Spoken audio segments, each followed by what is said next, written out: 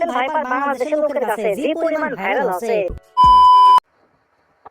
আজ সকাল সকাল আতঙ্কের মতো পড়ে গেল। রাসেল ভাইপার সাপ আমার কাছে ফেলে রিকোয়েস্ট কে বলে ওই একটা বিষাক্ত সাপ আমার হাত মোবাইল তো ঠিক আছে কি যে দিলে গেলে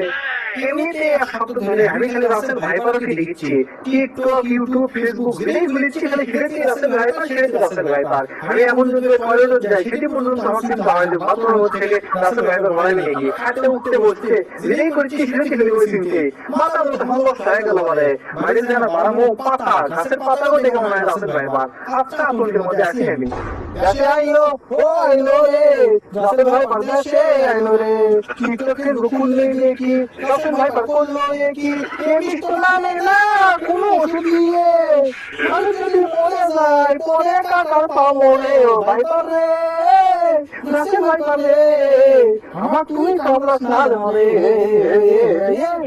অসুখ বন্ধুরা গান কিন্তু সিদ্ধান্ত পাওয়া যাচ্ছে না মানে রাসেল ভাইপারে আতঙ্কের মধ্যে আছি কোন দিকে খেয়ে কামড়া এদিকে ওদিকে থেকে থেকে দেখা লেগেছে আর থেকে এমনিতে করে পাঠাবো ভিডিও বানাচ্ছি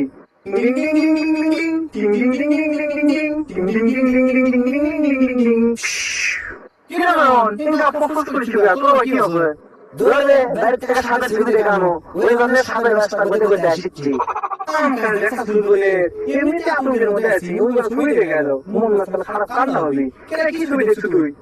ছবির নাম কাল লাগিনি 17টা সাদা সাথে কান্না মারলাই তুই ঠিক আছো কাল লাগিনি ছবি মনে হয় আমি আর দেখিনি অবুদ্ধি বয়স তো ছবিটা দেখে আসতে দিছি 2 সাতের মতো 3 সাত দিনের ছবি দুই একটা করলে বন্ধ তাই ভাই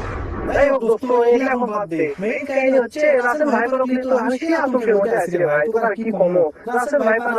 সব সময় খেলে ওই সিনকে মাথা আছে আমার কেন করে আমি ভয় কাটাবো আমাকে একটা বুদ্ধি দিত রাসেল ভাইপার বেশি হয় অখাই বাংলাদেশের গান তো টিভি একবার দেখাবো ওই স্টপ করে বলে দেবে তুই ঠিক আছো বন্ধু বাংলাদেশের ক্রিকেট টিমের যে অবস্থা এরা কিচ্ছু করতে পারবি না এখন তো ঘোড়া ঘাস কাটা ছাড়া কিচ্ছু করার নাই তবে দোস্ত রাসেল ভাইপার বাংলাদেশের লোকের কাছে যে পরিমাণ ভাইরাল আছে।